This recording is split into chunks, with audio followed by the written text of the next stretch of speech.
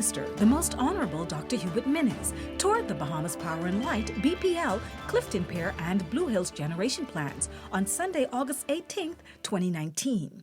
During the tour, the Prime Minister was briefed by BPL CEO Mr. Whitney Hastie and the Minister of Public Works, the Honorable Desmond Bannister, on the progress of works being carried out to return consistent power to the residents of New Providence.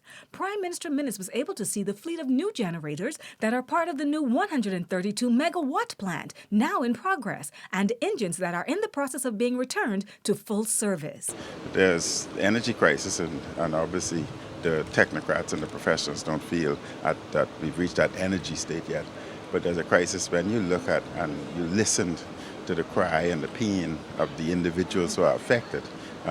Mothers who caring for infants and the electricity, that is stressful for them. That's a crisis for them.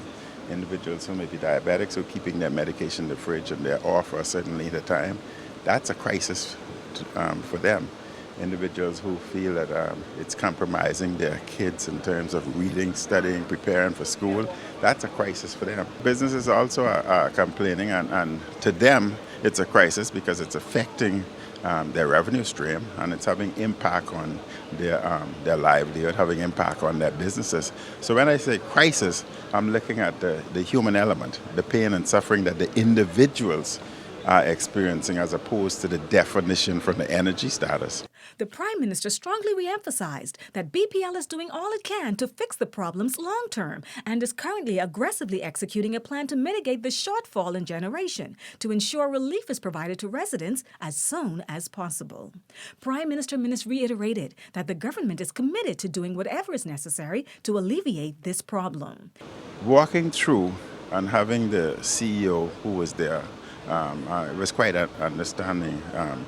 I was very impressed with the explanation by the CEO. It's quite obvious that he understands the situation and he's getting on top of the situation. We would read quite a bit about, the technology is archaic, etc. But when you see it for yourself, then you have a better understanding. Can you imagine in the nerve center or the operational center, they're still using floppy disk. We are now in the technological era. Those are things that needs to be corrected. Those are things that they are correcting. So we're looking at more than 20 years of neglect, and now we're correcting those problems. And we're going to correct those once and for all. We had similar problems with the dump, and we've corrected that. And energy must be corrected.